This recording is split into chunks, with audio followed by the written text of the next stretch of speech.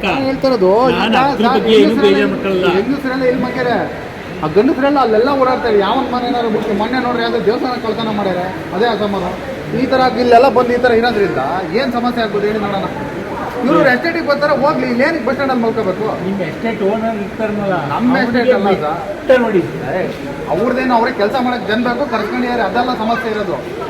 ಆಯ್ತಾ? ಇವರು ಇಲ್ಲಿ ಬಂದು ಸಕಲೇಶ್ಪುರ ಬಸ್ ಸ್ಟ್ಯಾಂಡ್ ಇದ್ದಷ್ಟು ಕಚಡವಾಗಿದೆ ಅಂತ ಯಾರಿಗೆ ಕೆಟ್ಟಿದ್ರು? ಸಕಲೇಶ್ಪುರದವ್ರಿಗೆ ಕೆಟ್ಟಿದ್ರು. ಪೊಲೀಸ್ ಕೆಲಸ ಮಾಡ್ತೀವಿ, ಅದು ಸರಿ. ಅದನ್ನೇ ನಾವು ಇಬ್ಬರು ಕೆಲಸ ಮಾಡಕ್ಕೆ ಸರ್, ನಾನು ಅದನ್ನೇ ಹೇಳ್ತಿರೋದು.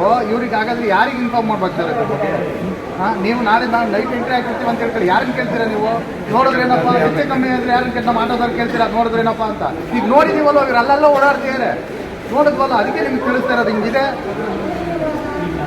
ಅನುಮಾನ ಬರುವಂತ ಓಡಾಡ್ತಿದ್ದಾರೆ. ದಯಮಾಡಿ ಎಲ್ಲಿಂದ ಇಟ್ಕೊಂಡು ಬರೋದು?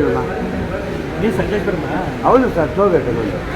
ಹೌದು, ಅದೇ ಮತ್ತೆ ಅದನ್ನೇ ಕೇಳಕ್ಕೆ ಮಾತ್ರ ಜವಾಬ್ದಾರಿ ಮತ್ತೆ ಸ್ಟೇಷನ್ ನೀವು ಬಂದು ಮಾತಾಡ್ತಿರೋ ಸರ್? ಕೆಲಸ ಮಾಡ್ಬೇಕಪ್ಪ ಸರ್, ನೀವು ಬಂದು ಮಾತಾಡ್ತಿರೋ ಸರ್? ನಾವೇನೋ ಮಾತಾಡ್ತೀವಿ. ಏನಾಗಿದೆ ಗೊತ್ತಾ ಸರ್,